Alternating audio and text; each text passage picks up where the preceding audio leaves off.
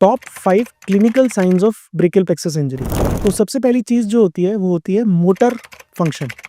Motor function का मतलब है कि हमारे बॉडी के पर्टिकुलर पार्ट का चलना ना चलना। हम ऊपर से स्टार्ट करें तो शोल्डर का उठना, शोल्डर एबडक्शन। एल्बो को हम देखें तो एल्बो का फ्लेक्शन और एल्बो का एक्सटेंशन, ये दोनों फंक्शन। हाथ को देखें कि हाथ के कई सारे मूवमेंट्स होते हैं, रिस्ट का उठना, रिस्ट का गिरना, अंगूठे का, उंगलियों का फ्लेक्शन, सबका एक्सटेंशन। सिमिलरली शोल्डर को वापस देखें तो फ्लेक्शन, एक्सटेंशन, एडक्शन, ये सारे फंक्शंस होते हैं। तो ये पर्टिकुलरली अगर हम जॉइंट्स के हिसाब से या यूनिट के हिसाब से देखें तो एब्सेंस ऑफ मोटर फंक्शन, इनमें से किसी भी फंक्शन का ना होना, अगर हाथ नहीं उठ रहा है, एल्बो नहीं उठ रही है, अपने आप मूव नहीं कर रही है, मोटर का मतलब होता है मूवमेंट, मोटर फंक्शन ना होना पहला क्लिनिकल साइन है। दूसरा क्लिनिकल साइन होता है लॉस ऑफ सेंसेशन यानी सेंसरी फंक्शन। सेंसरी फंक्शन में हम चेक करते हैं कि हम पिंच करके देखते हैं पर्टिकुलर पार्ट में, हमारे ये हर एरिया के डर्मेटोम्स होते हैं जो ब्रेकियल प्लेक्सस की रूट्स के हिसाब से होते हैं, C5, 6, 7, 8, T1, इस तरह करके हमारे डर्मेटोम्स होते हैं जिसमें हम चेक करते हैं कि उसको टच करके अगर सपोज इतने हिस्से में सेंसेशन नहीं चल रही तो हो सकता है अल्नर नर्व की इंजरी हो और C8, T1 की इंजरी हो, इतने हिस्से में नहीं है तो मीडियन नर्व की इंजरी है ना। इसी तरह करके हम चलते हैं तो सेंसेशन का एब्सेंस होना हमारा दूसरा क्लिनिकल साइन है। तीसरा क्लिनिकल साइन होता है, कई बार हमने देखा है हॉर्नर्स सिंड्रोम। ये T1 रूट C8, T1 के पास जो हमारा सिंपैथेटिक गैंग्लियन होता है उसकी इंजरी में हो जाता है। इसमें 5 चीज़ें होती हैं। इसमें एक चीज़ होती है टोसिस, आँख का जिस साइड की इंजरी है आँख का नीचे गिरना। उसके बाद एनहाइड्रोसिस, उस हिस्से के फेस के हिस्से में स्वेटिंग का एब्सेंस होना यानी ड्राई हो जाना। एनॉफ्थेल्मोस, आँख का पीछे चला जाना। कई बार उसी साइड की आइरिस का कलर है वो थोड़ा लाइट हो जाना। तो इसी तरह ये सारी चीज़ें होती हैं, हॉर्नर सिंड्रोम में आती है। फिर चौथा साइन जो हम देखते हैं क्लिनिकल साइन, वो होता है मल्टीपल फ्रैक्चर्स। कई बार शोल्डर की कॉलर बोन की फ्रैक्चर, स्कैपुला बोन का फ्रैक्चर, ह्यूमरस का फ्रैक्चर, कोई भी किसी भी पार्ट अगर अपर लिम्ब का अगर फ्रैक्चर हो रहा है तो वो भी ब्रेकियल प्लेक्सस में हमने कई बार देखा है। और कई बार ये जो फ्रैक्चर्स होते हैं इनसे हमें आइडिया भी लगता है कि कितनी वेलोसिटी से उसको चोट लगी होगी पेशेंट को और उससे कितना डैमेज हुआ होगा। तो ब्रेकियल प्लेक्सस की इंजरी भी कई बार अगर फ्रैक्चर्स ज़्यादा हैं तो वो सीवियर इंजरी हो सकती है। पांचवा जो आखिरी क्लिनिकल साइन है वो होता है एसोसिएटेड पॉलीट्रॉमा। कई बार इन पेशेंट्स को हेड इंजरी होती है। कई बार हमने देखा आईसीयू से हमें कॉल आती है, पेशेंट हेड इंजरी के साथ एडमिट हुआ है लेकिन ब्रेकियल प्लेक्सस की इंजरी कई बार निग्लेक्ट हो जाती है। सिमिलरली और इंजरीज भी हो सकती हैं, वैस्कुलर इंजरी हो सकती है, चेस्ट इंजरी हो सकती है, कई बार रिब्स के फ्रैक्चर्स होते हैं। तो पांचवा और आखिरी क्लिनिकल साइन है मल्टीपल एसोसिएटेड इंजरीज। और हमेशा किसी भी व्यक्ति को अगर पॉलीट्रॉमा है, बहुत सारी चीज़ों जगह पे चोट लगी है, तो उसमें ब्रेकियल प्लेक्सस की इंजरी को जरूर रूल आउट करना चाहिए। ब्रेकियल प्लेक्सस इंजरी में हम जो टॉप 5 सर्जरीज करते हैं, सबसे कॉमन 5 प्रोसीजर्स करते हैं वो इस तरह है। सबसे पहला और सबसे कॉमन होता है, जो सबसे आसान होता है वो होता है न्यूरोलिसिस। कई बार न्यूरोमा इनकंटिन्यूटी है या नर्व की ऐसी चोट लगी है जिसमें पूरी तरह से वो कटी नहीं है और कुछ करंट आगे जा रहा है, तो उसमें हम न्यूरोलिसिस करते हैं, जो भी 2 तरह की होती है, एक एक्सटर्नल और एक इंटरनल न्यूरोलिसिस। तो एक तो हो गया न्यूरोलिसिस। उसके बाद सेकंड होता है प्राइमरी रिपेयर। कई बार ये पॉसिबल होता है कि हम एक छोटे से पर्टिकुलर पार्ट में प्लेक्सस के चोट लगी है जिसमें हम उस पार्ट को एक्सरसाइज करके नर्व के 2 एंड्स को पास में लाके रिपेयर कर सकते हैं, तो उसको हम बोलते हैं प्राइमरी रिपेयर। उसके बाद तीसरा जो चीज़ होती है वो होती है नर्व ग्राफ्टिंग। बेसिकली अगर ये जो गैप है नर्व का, अगर सपोज नेक में कहीं भी ब्रेकियल प्लेक्सस की इंजरी हुई है और उसमें वो गैप ज़्यादा है, तो हमें कई बार नर्व ड्राफ्टिंग करनी पड़ती है। नर्व ड्राफ्टिंग के लिए हम ब्रेकियल प्लेक्सस में अगर ग्लोबल पाल्सी है तो हम LABC या MABC जो नर्व्स हमारे आर्म में और फोर आर्म में उनको भी यूज़ कर सकते हैं। लेकिन जो सबसे कॉमन नर्व हम यूज़ करते हैं नर्व ग्राफ्टिंग में वो है सूरल नर्व। वो हमारे पैर के लेटरल एस्पेक्ट में होती है, जहाँ से हम उसको लेकर हम उसको ब्रेकियल प्लेक्सस में लगा सकते हैं। अब जो चौथा प्रोसीजर है उसको हम बोलते हैं नर्व ट्रांसफर्स यानी न्यूरोटाइजेशन। इसमें हम एक पर्टिकुलर फंक्शन की नर्व को दूसरे फंक्शन में दे सकते हैं। फॉर एग्जाम्पल, अगर किसी को पार्शियल ब्रेकियल प्लेक्सस इंजरी है और उसका बाइसेप्स काम नहीं कर रहा है लेकिन उसका हैंड बहुत अच्छा है, तो उसमें हम मीडियन नर्व और अल्नर नर्व से कुछ फैसिकल्स बाइसेप्स और ब्रेकियलिस मसल को दे सकते हैं, जिसको हम बोलते हैं ओबरले ट्रांसफर। सिमिलरली अगर किसी की ट्राइसेप्स बिल्कुल ठीक है लेकिन डेल्टॉइड काम नहीं कर रही, तो ट्राइसेप्स की कोई ब्रांच को हम डेल्टॉइड में दे सकते हैं, जिसको हम बोलते हैं सोमसैक ट्रांसफर। इसी तरह कई सूजन मैकेनॉन के डिस्टल नर्व ट्रांसफर्स डिस्क्राइब्ड हैं जो हम करते हैं। तो ये हो गया न्यूरोटाइजेशन या नर्व ट्रांसफर। पांचवा और आखिरी जो हम टेक्निक जो हम यूज करते हैं वो होता है टेंडन ट्रांसफर या फिर फ्री फंक्शनिंग मसल ट्रांसफर। ये सैल्वेज प्रोसीजर्स होते हैं जो हम अगर प्राइमरी प्रोसीजर्स काम ना करें या पेशेंट हमारे पास लेट आया होता है तो हम करते हैं। टेंडन ट्रांसफर्स में हम एक फंक्शन के टेंडन को दूसरे फंक्शन में दे सकते हैं। फॉर एग्जांपल ट्रेपीजियस मसल या trapezius tendon transfer. Free functioning muscle transfer में हम कहीं और से, जैसे ग्रेसिलिस मसल है, उसको लेकर आते हैं और उससे हम कोई फंक्शन क्रिएट करते हैं, जैसे हम एल्बो का फंक्शन क्रिएट कर रहे हैं, तो उसको हम फ्री फंक्शनिंग ट्रांसफर कहते हैं। तो to in the end to summarize, number 1 is neurolysis, number 2 is primary repair, number 3 is excision with nerve grafting with sural nerve graft. Number 4 is distal nerve transfers, and number 5 is salvage procedures like tendon transfers या free functioning muscle transfer. दोस्तों, आज मैं बताऊंगा सबसे common 5 ऐसी चोटें जो हमें घर में लगती हैं, household commonest 5 type of injuries to our hands. Basically सबसे कॉमन होती है हमारे किचन में शार्प कट इंजरी हो जाना। किचन में नाइफ़ का कॉमन यूज़ होता है टू कट वेजिटेबल्स, फ्रूट्स या और भी कुछ कर रहे होते हैं हम कटिंग जब भी, तो किचन में सबसे कॉमन इंजरी होती है नाइफ़ कट इंजरी। तो बेसिकली यूजुअली ये जो इंजरीज़ होती हैं ये सुपरफिशियल इंजरीज़ होती हैं और इसका जो बेसिक मैनेजमेंट होता है, एक तो प्रेशर से ब्लीडिंग रोक लेना, क्लीन वाटर से वॉश कर लेना और जब ब्लीडिंग बंद हो जाए उस पर एंटीसेप्टिक क्रीम लगा लेना। कई बार हम कुछ शार्प चीज़ से कोई हम ऑब्जेक्ट खोल रहे होते हैं, जैसे कि कई बार पैकिंग इस तरह की होती है जिसमें हम नाइफ़ एक झटके से यूज़ करते हैं। ये जो इंजरीज़ होती हैं थोड़ी डेंजरस होती हैं। इसमें अगर कोई सपोज़ कुछ ऐसे कर रहा है और सडनली नाइफ़ एकदम से कहीं लग गया, अगर हाथ के इस पार्ट पे लग गया या फिंगर पे लग गया, ये इंजरीज़ को हमें निगलेक्ट नहीं करना चाहिए क्योंकि ये डीप होती हैं और कई बार ये टेंडन को भी इंजर कर देती हैं।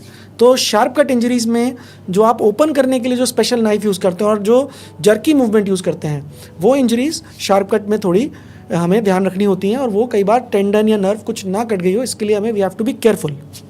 तो ये हो गई सबसे पहली सबसे common knife kitchen cut injuries. दूसरी इंजरीज़ जो हम देखते हैं वो होती है डोर ट्रैप इंजरीज़, जो हम घर में देखते हैं। कोई डोर बंद कर रहा है तो अचानक हाथ फिंगर उसको खोलने की कोशिश कर रहे हैं लिफ्ट में या घर के किसी हैवी डोर में। डोर का हमारे यूजुअली वो हमारे हाथ का डिस्टल मोस्ट पार्ट फिंगर्स उसमें आ जाती हैं और उससे डोर ट्रैप इंजरी हो जाती है और यूजुअली वो इंजरी हमारे इतने पार्ट में ज़्यादा होती है। अगर इसके सीवियरेस्ट फॉर्म को देखें तो वो होती है एम्पुटेशन, उसमें उंगली कट के अलग हो जाती है। लेकिन यूजुअली ये होती है नेल बेड में हीमेटोमा हो जाना या फिर नेल बेड खुल जाना या नेल बेड का कुछ पार्ट में कट लग जाके पार्शियल इंजरी हो जाना। तो इन इंजरीज़ के लिए हमको of course we have to take some serious medical help.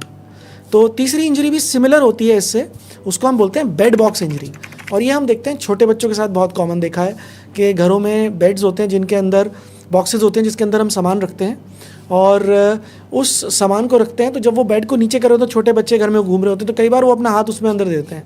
ये क्लासिकल नेल बेड इंजरीज़ होती हैं और इनमें भी यूजुअली सर्जिकल इंटरवेंशन की ज़रूरत पड़ती है। चौथी जो कॉमन इंजरी हम घर पे देखते हैं वो है हम स्टेयर्स से उतर रहे होते हैं या कहीं से हम उतर रहे होते हैं या सडनली हम फॉल करते हैं और अपने हाथ को यूज़ करते हैं अपने आप को बचाने के लिए या हाथ से रेलिंग को पकड़ने की कोशिश करते हैं।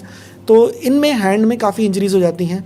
कई बार रिंग एवल्जन एम्पुटेशन भी हो जाता है, कई बार हाथ के ऊपर गिरते हैं तो कई बार हमारे हाथ का रिस्ट का फ्रैक्चर भी हो जाता है। तो ये चौथे टाइप की इंजरीज़ जो हम देखते हैं घर में कॉमन हाउस होल्ड इंजरीज़ में। और पांचवी और आखिरी टाइप की जो हैंड इंजरीज़ देखते हैं वो है हैंड बर्न्स। अगेन ये किचन में या फिर नहाते वक्त या फिर हम कुछ भी हॉट चीज़ को पकड़ रहे होते हैं तो सडनली हमारे हाथ में वो आ जाता है। तो हैंड बर्न्स बहुत कॉमन है और they are the commonest type of hand injuries other than sharp cuts in our household system. तो हमने देखा 5 तरह की इंजरीज़। सबसे पहली किचन नाइफ कट, उसके बाद डोर ट्रैप, उसके बाद बेड बॉक्स, उसके बाद फॉल और उसके बाद लास्ट है hand burns. So these are the most common type of hand injuries in our household. दोस्तों, आज मैं आपसे शेयर करूंगा 5 ऐसे कॉमन मिथ्स जिनके बारे में हम कई पेशेंट्स हमसे पूछते हैं और कई तो इतने सुन के ही हंसी आ जाती है मुझे। सबसे कॉमन जो मिथ कई लोग हमसे कहते हैं कि हम हाथ को ऐसे चटकाते हैं, जो क्रैकलिंग करते हैं उससे आर्थराइटिस हो जाता है। तो this is totally a myth. हम अपने हाथ के जॉइंट्स को कितनी ही बार इनको मोड़ सकते हैं, चटका सकते हैं, इनसे कोई प्रॉब्लम नहीं होती। दूसरा जो कॉमन मिथ है, कई लोग कहते हैं कि कोई भी अगर हाथ में या कहीं भी चोट लग जाए तो उसको हीट देने से, उसको वार्म देने से, हॉट पैड लगाने से वो ठीक हो सकती है। देखिए, जबकि मैं तो बोलता हूँ उल्टा है। एक्यूट हैंड इंजरीज़ में कोल्ड एप्लीकेशन का कुछ रोल है, हीट का बहुत ही लिमिटेड रोल है। हर जगह आप हीट नहीं लगा सकते। कई बार हीट लगाने से हैंड इंजरीज़ में इन्फ्लेमेशन बढ़ जाता है। तो definitely this is a myth कि हर हाथ की चोट में हीट थेरेपी या हॉट पैड लगाना चाहिए, बिल्कुल नहीं। Sometimes in acute injuries I may advice even cold लगाने के लिए मैं बोलता हूँ। तीसरा कॉमन मिथ है कि अगर ब्लीडिंग हो रही है, every bleeding in the hand can be stopped by pressure. Pressure एक अच्छा कंसेप्ट है। देखिए, हाथ में कोई भी सुपरफिशियल अगर ब्लीडिंग होती है, कोई भी जैसे कैपिलरी लेवल पे छोटा मोटा कट लग जाता है, तो डेफिनेटली उसको आप 5 मिनट तक अगर दबा कर रखते हैं तो 90% ऑफ द ब्लीडिंग्स अपने आप स्टॉप हो जाती हैं। लेकिन अराउंड 10 to 15% ऑफ ब्लीडिंग, अगर वो आर्टीरियल ब्लीडिंग है, वो सिर्फ प्रेशर से काम नहीं करती है। अगर आपने मेरा बहुत पुराना एक वीडियो देखा होगा कि how to stop a bleeding, उसमें पहला कंसेप्ट तो प्रेशर के बारे में ही है। लेकिन अगर प्रेशर काम नहीं करता है तो दूसरी चीज़ जो मैंने हाथ के बारे में खासकर बताई थी वो थी एलिवेशन, कि अगर हाथ को प्रेशर से काम नहीं हो रहा तो हाथ को ऊपर कर दीजिए। तो ग्रेविटी की वजह से हार्ट को ज़्यादा काम करना पड़ता है ब्लड को भेजने, तो थोड़ी बहुत ब्लीडिंग उससे रुकती है। तीसरा कंसेप्ट जो मैंने ब्लीडिंग रोकने के लिए बताया था वो था टूर्निके। हाथ हमारे सिलेंडर्स हैं, अगर यहाँ पर एक टाइट प्रेशर लगा दिया जाएगा तो कई बार आर्टरी को वो की फ्लो को वो स्लो कर देता है, जिससे आगे के हिस्से में ब्लीडिंग नहीं होती है। तो तीसरा कंसेप्ट है टूर्निके। तो ये तो था हमारा तीसरा मिथ कि हर ब्लीडिंग क्या कहते हैं प्रेशर से रुक जाती है। चौथा मिथ जो मैं शेयर करना चाहूँगा आज वो ये है कि माइनर फ्रैक्चर्स ऑफ हैंड या फिर undisplaced fractures of the hand can be ignored. बिल्कुल गलत बात है। पैर में, शरीर में, चेस्ट में, फेस में minor undisplaced fractures can be ignored but not in hand. उसका कारण ये है कि हमारा जो हाथ है वो एक डायनामिक स्ट्रक्चर है। हाथ की हर बोन पर कई सारे टेंडन्स और मसल्स जुड़े हुए हैं जिनका डायनामिक एक्शन चल रहा है। अगर हाथ का कोई छोटा भी अगर फ्रैक्चर होता है, अगर हाथ को रेस्ट की पोजीशन में नहीं रखा तो ये डायनामिक मूवमेंट की वजह से वो फ्रैक्चर डिसलोकेट भी हो सकता है या फिर वो फ्रैक्चर हील नहीं होगा। तो basic concept in hand injuries is that all hand injury fractures even if it is a hairline fracture should be at least rested. कोई स्प्लिंट दें या कुछ ऐसा करें जिससे कि उस हाथ को हम रेस्ट कर सकें। आखिरी जो पॉइंट था वो ये था कि कोई भी हैंड इंजरी होती है वो स्कार के साथ हील होती है। स्कार का मतलब बहुत बड़े बड़े निशान आते हैं, बल्कि ऑन द कॉन्ट्ररी मैं बोलूँगा हाथ का जो पामर सरफेस है इसकी काफ़ी अच्छी और ऑलमोस्ट स्कारलेस हीलिंग है। ऑफ कोर्स डॉर्सम पे और इन पार्ट्स पर स्कारिंग होती है, लेकिन जो वोलर एस्पेक्ट है हैंड का उसमें द स्कार्स आर मिनिमल। तो ये 5 मिथ्स थे जो मैं आपसे शेयर करना चाहता था। दोस्तों, आज मैं आपसे बात करूँगा टॉप 5 जो क्रोनिक प्रॉब्लम्स हैं which are caused by hand injury. सबसे कॉमन प्रॉब्लम जो पेशेंट्स कहते हैं हैंड इंजरी के बाद जो फेस करते हैं वो है स्टिफनेस। स्टिफनेस का मतलब होता है कि जोड़ों का जाम हो जाना। अब बेसिकली अगर आप देखें हैंड की किसी भी चोट में, जब भी हम कोई सर्जरी करते हैं या कोई फ्रैक्चर होता है या हम कुछ भी हम उसमें इंटरवेंशन करते हैं, हम हैंड को रेस्ट देते हैं। आप देखिए हैंड कितना मोबाइल स्ट्रक्चर है। 24 घंटे अगर आप सोचें तो अपने हाथ को आप कंटिन्यूसली यूज़ करते हैं। तो किसी चीज़ को अगर 1 महीने 1.5 महीने के लिए हम रेस्ट कर दें, यूजुअली 1 महीने का रेस्ट होता है, तो उससे हाथ के जोड़ जाम हो ही जाते हैं। लेकिन जो इंपॉर्टेंट चीज़ मैं अपने पेशेंट्स को बोलता हूँ वो ये है कि जब आपको फिजियोथेरेपी के लिए बोला जाए तब इनिशियली थोड़ा दर्द होता है। कोई भी चीज़ जाम है तो पेशेंट जब पहली बार फिजियोथेरेपी में जाते हैं तो उनको जब फिजियोथेरेपी करने को बोलते हैं वो थोड़ा दर्द सहन ना करने की वजह से हाथ को ज़्यादा चलाते नहीं हैं। तो एक बहुत बड़ी गलत कंसेप्ट है। थोड़ा सा पेन इनिशियली कोई भी स्टिफ जॉइंट को मूव करते हैं तो होता है। हमको उस पेन को थोड़ा सहने के लिए हिम्मत रखनी है और जब फिजियोथेरेपी स्टार्ट करते हैं तो शुरू के 2-4 दिन बड़े कठिन होते हैं। तो इन अगर 2-4 दिन को हम निकाल लेते हैं तो हमारे हाथ का जो फंक्शन है बहुत अच्छे से वापस आता है। लेकिन कई लोग इस साइकिल में चले जाते हैं कि वो बिल्कुल मेहनत नहीं करना चाहते हैं और थोड़ा सा भी दर्द होता है तो फिजियोथेरेपी को रेजिस्ट करते हैं। तो my advice to those patients is कि थोड़ी हिम्मत करके अगर इनिशियल 2-3 दिन मेहनत की जाए तो धीरे धीरे हमारी जो मुश्किल है वो आसान होती चली जाती है। तो उससे हम स्टिफनेस को प्रिवेंट कर सकते हैं। तो this is number 1। Number 2 myth जो है कि hand injury always causes a deformity. Deformity का मतलब होता है कि हमारे बॉडी के या हैंड के कोई भी पार्ट का ठीक पोजीशन में ना रहना, कुछ टेढ़ा हो जाना या कुछ ऐसा हो जाना। देखिए हैंड एक कॉम्प्लेक्स स्ट्रक्चर है। यहाँ की जो बोन्स हैं उनके ऊपर आगे पीछे टेंडन्स हैं जो उसको प्रोटेक्ट भी करते हैं और मूव भी करते हैं। अगर कई बार क्या होता है इंजरी इतनी सीवियर होती है कि in spite of all our efforts के बोन का जो यूनियन है बिल्कुल एनाटॉमिकल नहीं हो पाता, तो there is a possibility in some injuries कि थोड़ी बहुत डिफॉर्मिटी रह जाए। लेकिन हमारी प्रायोरिटी है फंक्शन।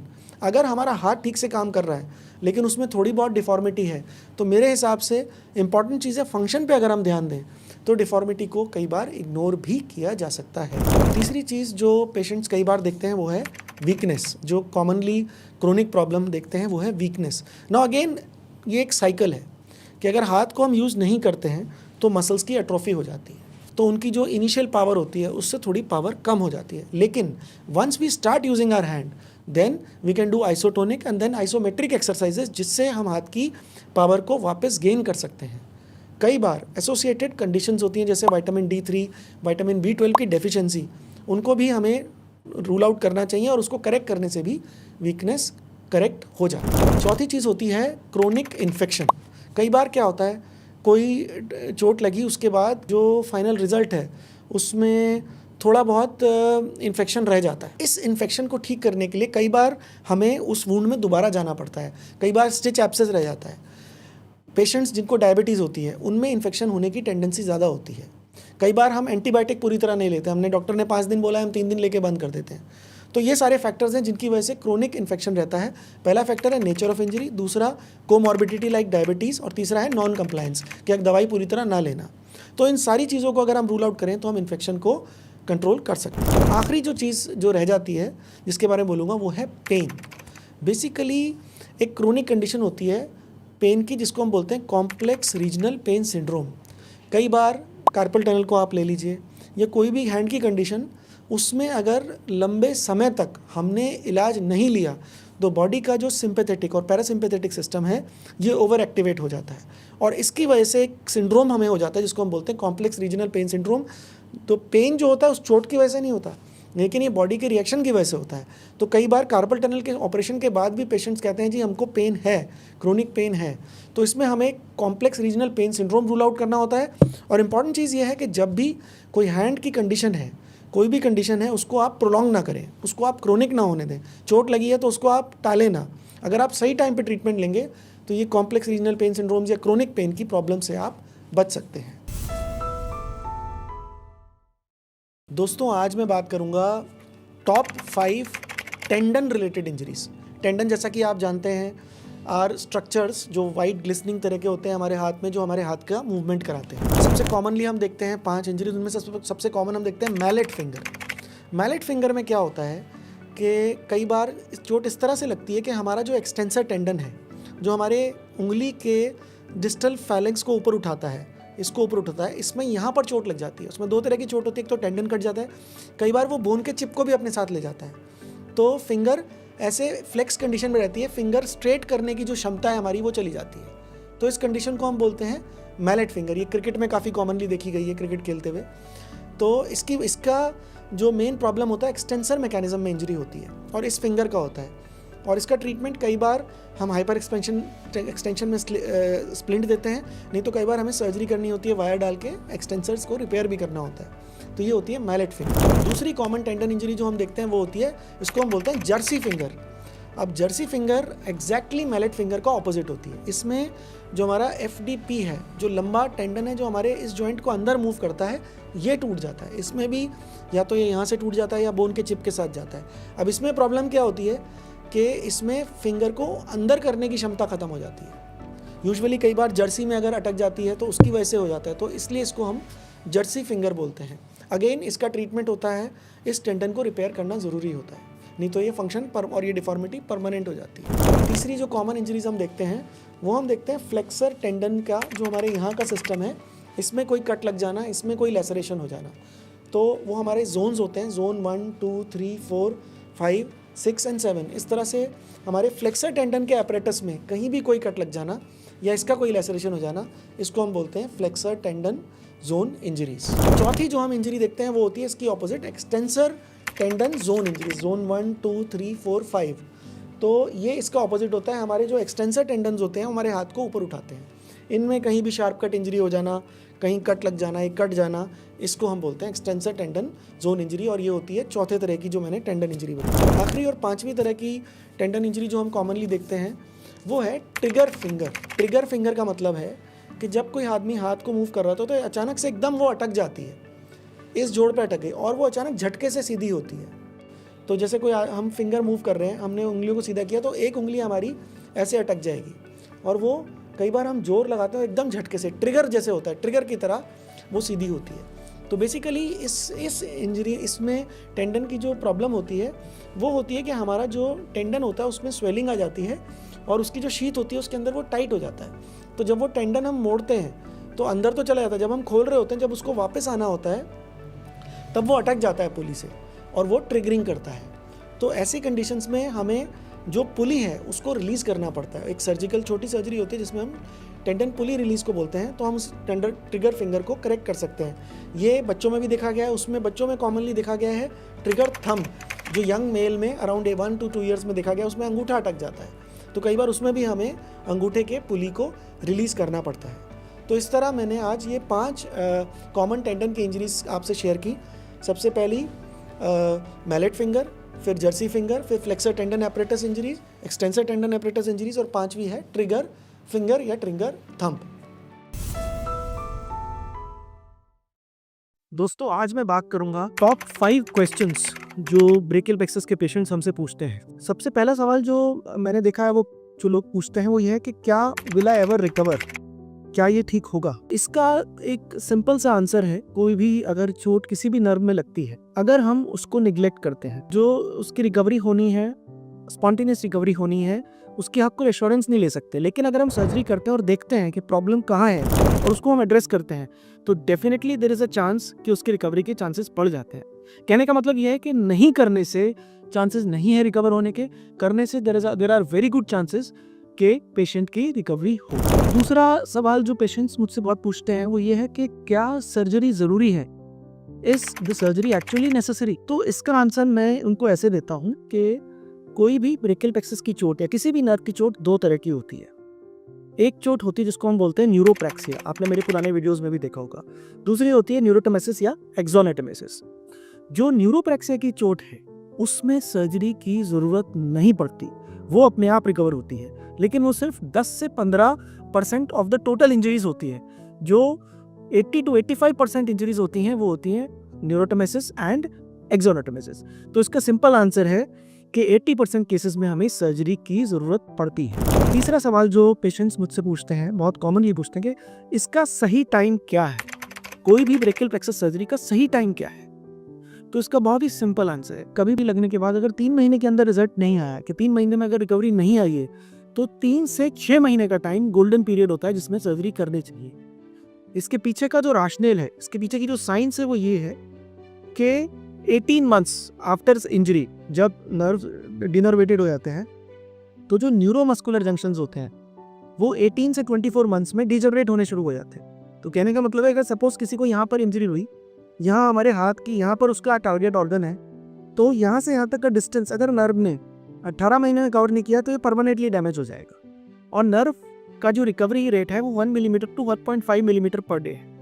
तो ऐसा नहीं है कि हमने रिपेयर कर दिया और अगले दिन से हाथ चलना शुरू हो जाए, ऐसा नहीं होता है। तो इसलिए ideal time is 3 months from injury to 6 months to of injury. चौथा क्वेश्चन जो पेशेंट्स मुझसे बहुत कॉमनली पूछते हैं वो ये है कि क्या फिजियोथेरेपी जरूरी है या फिजियोथेरेपी का क्या रोल है। तो again and again I have repeated this कि फिजियोथेरेपी से अपने आप ब्रेकियल प्लेक्सस की इंजरी ठीक नहीं होती, लेकिन फिजियोथेरेपी ना करने से जो हमारे जोड़ हैं, जो हमारी मसल्स हैं, वो जाम हो जाती हैं। अगर हम फिजियोथेरेपी नहीं करते तो इवन इफ हमारी नर्व की मसल की रिकवरी आएगी, लेकिन अगर जोड़ जाम है तो उसको चलाने में उसको डबल एक्स्ट्रा एफर्ट करना पड़ेगा। तो इसका आंसर है कि physiotherapy after surgery is essential to prevent the joints from becoming stiff. पांचवा और आखिरी सवाल जो बहुत कॉमनली हमसे पूछा जाता है वो यह है कि पेन का सर्जरी से क्या रिलेशन है, क्या ये पेन ठीक होगा, क्या पेन की जो नेचुरल हिस्ट्री के आगे क्या होना है पेन में। देखिए, ब्रेकियल प्लेक्सस के अगर हम पेन को अंडरस्टैंड करें तो 2 तरह का पेन होता है। एक होता है pre ganglionic pain. Pre ganglionic pain होता है जिसमें प्री गैंग्लियोनिक इंजरीज होती हैं और वो पेन आराम से ठीक नहीं होता। जो इंफ्राक्लेविकुलर या पोस्ट गैंग्लियोनिक इंजरीज हैं उनमें सर्जरी के करने के बाद पेन धीरे धीरे जैसे जैसे नर्व रिकवर करती है पेन भी रिकवर कर जाता है। लेकिन जो प्री गैंग्लियोनिक इंजरीज है उसके पेन वो रिट्रैक्टेबल होता है, वो सर्जरी में रिजल्ट भी आया था लेकिन तब भी वो पूरी तरह नहीं जाता। कई लोग टॉलरेंस से, कई एक्सरसाइजेस से, मेंटल एक्सरसाइजेस से, कुछ दवाइयों के सपोर्ट से, इन तरह के कॉम्बिनेशन से उसको कंट्रोल में कर सकते हैं। और एक और प्रोसीजर होता है जिसको हम बोलते हैं BREZEG, जो प्री गैंग्लियोनिक पेन के लिए इमिटेड है। वो एक प्रोसीजर है जिससे प्री गैंग्लियोनिक पेन को ठीक किया जा सकता है। तो these are the 5 most commonly asked questions and I have tried to answer them. I hope you understand. दोस्तों, टॉप 5 चीज़ें जो हम कर सकते हैं जिससे हमारे हैंड बर्न्स का कॉन्ट्रैक्चर ना हो, आज मैं उसके बारे में बात करूंगा। सबसे पहली चीज़ जो होती है, जब भी हैंड में बर्न्स हो जाते हैं तो सबसे पहली चीज़ जो होती है उसकी होती है फास्ट हीलिंग ऑफ बर्न्स। अब मेरे पास कई बार पेशेंट्स आते हैं हैंड बर्न्स के, तो मेरा एक ही एम रहता है कि जितनी जल्दी हो सके इन बर्न्स को हील कराना है, क्योंकि अगर ये हील नहीं होंगे और ये सेकेंडरी हील होंगे, एक होता है प्राइमरी हीलिंग कि भाई जल्दी से हील हो गया, कई बार ज़रूरत पड़ती है तो हम स्किन ग्राफ्ट भी रखते हैं, लेकिन अगर हम उसको नहीं करते हैं और वो सेकेंडरी हीलिंग में चला जाता है तब कॉन्ट्रैक्चर्स होते हैं। तो फर्स्ट पॉइंट जो बहुत इंपॉर्टेंट है वो है fast healing of wounds. Second point होता है राइट पोजीशन ऑफ हैंड। देखिए, हमारा जो हाथ का पोजीशन है, किसी भी चीज़ को पकड़ने के लिए हम कैसे करते हैं, हम ऐसे करके पकड़ते हैं। आप देखिए, हमारा जो ये जोड़ है ये ऐसे करके पकड़ता है और अंगूठा ऑपोजिशन में आता है। तो दिस इज, इसको अगर हम बोलें ये हमारी फंक्शनल पोजीशन है, ग्लास होल्डिंग पोजीशन आप समझ लीजिए, या उसको और एक्यूरेटली बोलेंगे तो जेम्स पोजीशन बोलते हैं। ये हमारे हैंड की फंक्शनल पोजीशन है। तो हम पेशेंट्स को ये बताते हैं कि इसकी इंपॉर्टेंस बताते हैं, और तो ये जो पोजीशन है ये मेंटेन करके रखना हमारा एक उद्देश्य होता है। तो दूसरा पॉइंट है correct position of the hand.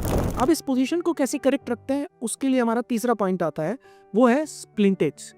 Splintage का मतलब होता है जब हाथ के बर्न्स हो जाते हैं पेशेंट्स को, तो हम ना सिर्फ ड्रेसिंग्स करते हैं, उसको हील करते हैं, पर उसको हम एक स्प्लिंट भी देते हैं। इस तरह का एक स्प्लिंट होता है जिसको हम बोलते हैं कॉकअप स्प्लिंट, जो हाथ के इस हिस्से पे लगता है, ऊपर हम वेलक्रो से इसको बांध देते हैं। तो ये कॉकअप स्प्लिंट जो है वो हाथ को सही पोजीशन में रखता है, क्योंकि बर्न होने के बाद जो टेंडेंसी होती है वो क्या होती है, हमारी जो ये स्किन, अगर आप देखें ये लूज है, ये स्किन बहुत टाइट है, तो जब स्वेलिंग होगी ना तो वो इस हिस्से में ज़्यादा होगी, तो हमारे हाथ की पोजीशन ऐसे हो जाती है। इसको हम इंट्रिंसिक माइनस हैंड बोलते हैं। तो इससे हम कोई भी चीज़ करना चाहेंगे हम हाथ से पकड़ नहीं पाएंगे, तो हमारे हाथ ऐसे हो जाते हैं। तो इसलिए हमें बर्न्स होने के बाद स्प्लिट लगाना बहुत ज़रूरी है जब भी हीलिंग हो रही हो। कई बार हम पेशेंट्स को 3-3, 6-6 महीने तक बर्न्स होने के बाद जब वो हील भी हुए तो उनको स्प्लिंटेज एडवाइस करते हैं, और कई लोगों को तो 6-6 महीने तक नाइट स्प्लिंटेज एडवाइस करते हैं कि दिन में वो अपना जो कर रहे हैं करें, पर रात को स्प्लिंट लगाएं। तो डेफिनेटली तीसरा पॉइंट जो बहुत इंपॉर्टेंट है हैंड बर्न कॉन्ट्रैक्चर होने से रोकने के लिए वो है स्प्लिंटेज, और जो एग्जांपल मैंने दिया है उसको बोलते हैं कॉकअप स्प्लिंट। चौथा पॉइंट जो है कंप्रेशन। बेसिकली क्या होता है, जब भी बर्न्स हील होते हैं तो उनमें कॉन्ट्रैक्शन की जो प्रोसेस है और हीलिंग की जो प्रोसेस है वो साल भर तक चलती है। कई बार आपने देखा होगा बर्न्स होने के बाद कुछ एरिया में स्किन ऊपर उठ जाती है, हाइपरट्रॉफिक स्कारिंग हो जाती है, कई बार कीलॉइड हो जाता है। इन सब चीज़ों से भी पोजिशनल जो कॉन्ट्रैक्चर है वो हैंड के होते हैं, और मोस्टली होते हैं डॉर्सम ऑफ हैंड पे। तो इसको ठीक करने के लिए हमें कंप्रेशन गारमेंट यहाँ से लेकर यहाँ तक का एक प्रेशर ग्लव देना पड़ता है। अगर सारे में बर्न्स है तो हमें पूरा एक प्रेशर गारमेंट बनवाना पड़ता है। तो चौथा मोस्ट इंपॉर्टेंट पॉइंट है प्रेशर गारमेंट, जो कि प्रेशर देके वुंड की हीलिंग, कोलेजन की एडजस्टमेंट में हेल्प करता है और कॉन्ट्रैक्शंस होने से बचाता है। पांचवा और आखिरी पॉइंट जो बहुत इंपॉर्टेंट है वो है फिजियोथेरेपी। हम पेशेंट को स्प्लिंट में रख सकते हैं, उसको कंप्रेशन दे सकते हैं, लेकिन अगर पेशेंट फिजियोथेरेपी नहीं कर रहा है तो फिर उसके वापस कॉन्ट्रैक्शन में जाने के या फिर हैंड के जॉइंट के स्टिफ होने के बहुत चांसेस होते हैं। और बर्न्स के पेशेंट्स में प्रॉब्लम क्या होती है, छोटे छोटे वुंड्स होते हैं, मोस्टली वो हील हो गया होता है, लेकिन पेशेंट कई बार दर्द की वजह से फिजियोथेरेपी नहीं करता है। तो इन सब कंडीशंस में पेशेंट को काउंसिल करते हैं। हम उसको बोलते हैं कि आप स्प्लिंट पहनिए, आप बाकी टाइम में फिजियोथेरेपी कीजिए। फिजियोथेरेपी बहुत सिंपल होती है, कई बार एक सिंपल रफ सॉफ्ट बॉल को दबाने की। मेन पर्पस हमारा जो होता है वो हाथ को इस पोजीशन में रखने का है। दूसरा, हमारे रिस्ट को हल्का सा एक्सटेंशन में, मतलब हमारा रिस्ट ऐसे रहना चाहिए, हल्का सा एक्सटेंशन, एमपी जॉइंट फ्लेक्शन और थंब ऑपोजिशन में। तो हमारी कोशिश ये रहती है कि फिजियोथेरेपी करके हम इन जॉइंट की जो ऑप्टिमम पोजीशंस हैं उनको पेशेंट को हम सिखाएं, और पेशेंट उस पोजीशंस में अगर अपने हाथ को ले आता है तो यूजुअली बर्न्स के बाद 3-4 महीने में वो परमानेंटली उसकी हैबिट बन जाती है, और फिर उसके बाद कॉन्ट्रैक्चर होने के चांसेस ऑलमोस्ट नेग्लिजिबल होते हैं। दोस्तों, आज मैं बात करूंगा टॉप 5 फ्लैप्स जो हम करते हैं। फ्लैप्स मतलब जो हम मास्क लगाते हैं अपर लिम्ब की इंजरी। मेरी प्रैक्टिस में या most of the plastic surgeons across the country जो सबसे कॉमन फ्लैप करते हैं अपर लिम्ब की इंजरी में वो होता है ग्रॉइन फ्लैप। ग्रॉइन फ्लैप का बेसिकली क्या होता है, हमारा ये वाला जो हिस्सा होता है, हम हाथ को कई बार ऐसे इससे यहाँ से मांस लगा देते हैं। तो सबसे कॉमन और सबसे सेफ फ्लैप भी कह सकते हो उसको, कि हैंड इंजरीज में, अपर लिम्ब की इंजरीज में ये यूज़ होता है, ग्रॉइन या एब्डोमिनल फ्लैप। ये सर्कमफ्लेक्स सुपरफिशियल सर्कमफ्लेक्स वेसल्स पे बेस्ड होता है या फिर सुपरफिशियल हाइपोगैस्ट्रिक वेसल पे बेस्ड होता है, या तो ग्रॉइन से या फिर एब्डोमेन से भी लिया जा सकता है। तो ये ग्रॉइन फ्लैप होता है और इसमें हम जब करते हैं फर्स्ट स्टेज में, ये फ्लैप लगाने के बाद इसको 2 या 3 हफ्ते तक लगा रहने देते हैं, उसके बाद हम डिटैच कर देते हैं। तो ये इसका फ्लैप का एडवांटेज ये होता है, बड़ा सिंपल फ्लैप है, ये कहीं भी कैसे भी किया जा सकता है। जो डिसएडवांटेज है कि वो थोड़े टाइम तक पेशेंट की पोजीशन ऑकवर्ड होती है, वो हाथ को ऐसे रखना पड़ता है। इसी को अगर हम अवॉइड करना चाहें तो बहुत सारे और फ्लैप्स हैं जो हम अपर लिम्ब में करते हैं। जो सेकंड कॉमनेस्ट होता है वो होता है posterior interosseous artery based flap, जो हम यहाँ से उठाकर हैंड के इन पार्ट्स के डिफेक्ट्स के लिए यूज़ करते हैं, जिसको हम PIA फ्लैप भी बोलते हैं। It is a good flap, लेकिन उसके लिए जो प्री रिक्विजिट होता है वो 2 है। एक तो इतने पार्ट में इंजरी नहीं होनी चाहिए, अगर इतने पार्ट में इंजरी है तो फिर वो फ्लैप नहीं हो सकता।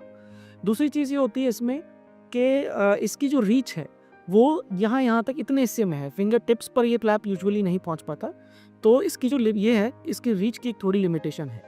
तो ये 2 पॉइंट्स होते हैं। ये सेकंड मोस्ट कॉमन फ्लैप है जिसको हम बोलते हैं पोस्टीरियर इंट्रोशियस आर्टरी फ्लैप। तीसरा फ्लैप जो हम करते हैं वो है रेडियल आर्टरी बेस्ड पेडिकल्ड फ्लैप। अब इस फ्लैप में हम 2 तरह से कर सकते हैं। एक तो हम प्रॉक्सिमली बेस्ड पेडिकल फ्लैप जो हम एल्बो या ECG के डिफेक्ट्स के लिए करते हैं। एक डिस्टली बेस्ड भी हम कर सकते हैं, रिवर्स रेडियल आर्टरी फ्लैप, जो कि हाथ के डिफेक्ट्स के लिए यूज़ किया जा सकता है।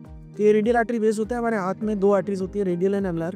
तो ये रेडियल आर्टरी पर बेस्ड होता है, और क्योंकि अगर आर्टरी कंटिन्यूएशन में होती है हम इसको एक एलिन्स टेस्ट करके कंफर्म कर सकते हैं, तो रेडियल आर्टरी को सेक्रीफाइस किया जा सकता है।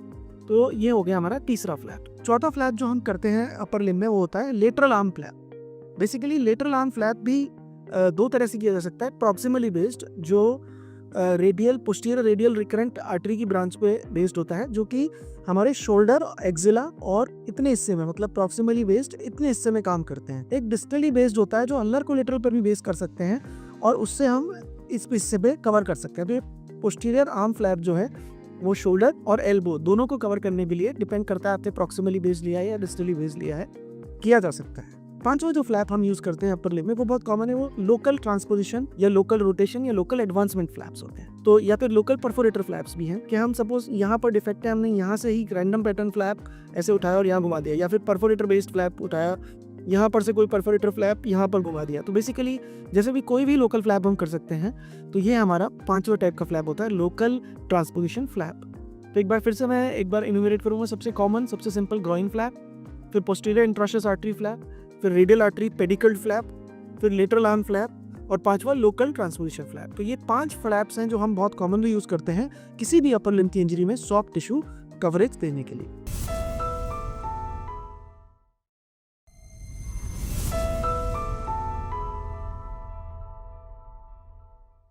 दोस्तों आज मैं बात करूंगा top 5 compression neuropathies of the upper limb. Compression neuropathy का मतलब होता है कि हमारे हाथ की जो मेन 3 नर्व्स हैं, मीडियन नर्व, अल्नर नर्व और रेडियल नर्व, इन तीनों का कहीं ना कहीं इनके कोर्स में प्रेशर की वजह से कोई दिक्कत आना, सूजन आ जाना, जिसकी वजह से कुछ सिम्टम्स आते हैं। इसमें नंबर 1 है carpel tunnel syndrome. Carpel tunnel syndrome के बारे में मैं कई बार पहले भी बोल चुका हूँ। कार्पल टनल हमारे हाथ के इतने हिस्से में होती है। ये एक टनल होती है जिसके अंदर से 9 टेंडन्स और साथ में मीडियन नर्व भी चलती है, और ये हड्डियों के यहाँ पर नीचे हमारी हड्डियों का आर्च होता है, उसके ऊपर ये ट्रांसवर्स कार्पल मेटाकार्पल लिगामेंट होता है।